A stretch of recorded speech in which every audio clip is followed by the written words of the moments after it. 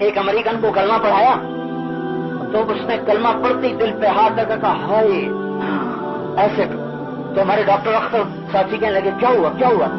کہنے لگا جب سے ہوش سنبھالا ہے یہ جگہ خالی خالی تھی، یہ جو تم نے کلمہ پڑھایا ہے یوں لگا جیسے کسی نے میرا اندر بھر دیا ہو، تو میں خوشی سے بے ساختہ میری ہائے نکل گئی. میں نے کہا بیٹی کلمہ پڑھ لے. کہ مجھے اب پڑھاؤ. انہوں نے کلمہ پڑھایا. کہ مجھے کرنا کیا ہے؟ کہ مسجد میں آؤ کپڑے بدل کے. اس کا ساتھ لڑکا کا یہ میرا خامد ہے اس کو بھی کلمہ پڑھاؤ. دونوں میاں بھی اس نے بھی کلمہ پڑھا. 3 دن وہاں رہے، ان کو سارا طریقہ بتایا، اسلامک سینٹر کا ایڈریس دیا، واپس آ گئے. کہاں سے؟ ٹورانٹو.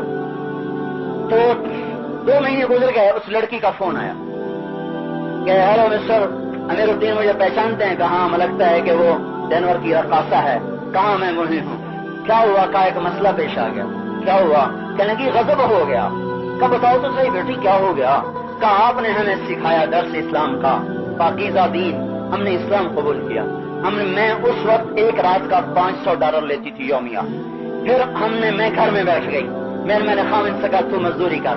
تو وہ روزانہ $40 لے کے آتا ہے. 500 سے گھٹ کے ہم 40 پہ آ گئے.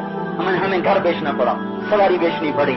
میرا خامد کام کرتا ہے، میں گھر میں ہوتی ہوں، وہ آ جاتا ہے. آپ نے ہمیں کہا تھا اور رشتہ داروں کو بھی اسلام کی دعوت دو. ہم دونوں میاں بیوی مل کر پھر ہم اپنے رشتہ داروں کے پاس جاتے ہیں شام کو اور انہیں ایمان کی دعوت دیتے ہیں. آج میں اور میرا خامد ہم بس میں سوار تھے اور ہم جا رہے تھے تو بس کو جھٹکا لگا تو میرا کرتے کے آستین پیچھے ہٹ گیا اور میری کلائی ننگی ہو گئی.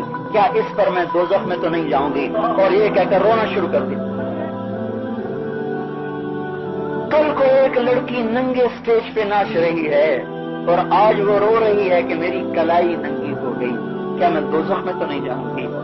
ہماری بیٹیاں لباس مختصر کرتی جا رہی ہیں اور ننگی ناچنے والی ایسے لباس اور حیا کی چادر میں آ رہی ہے تو کلائی کے ننگے ہونے پر رو رو کے پوچھ رہی ہے کہ دوزخ میں تو نہیں جاؤں. اس لیے ہم کہتے ہیں کسی مسلمان کو حقیر نہ سمجھو. جو جتنا گناہگار ہے اتنی اس سے زیادہ محبت کرو، نفرت نہ کرو. ہمیں نفرت نہیں سکھائی گئی، ہمیں محبتیں سکھائی گئی ہیں.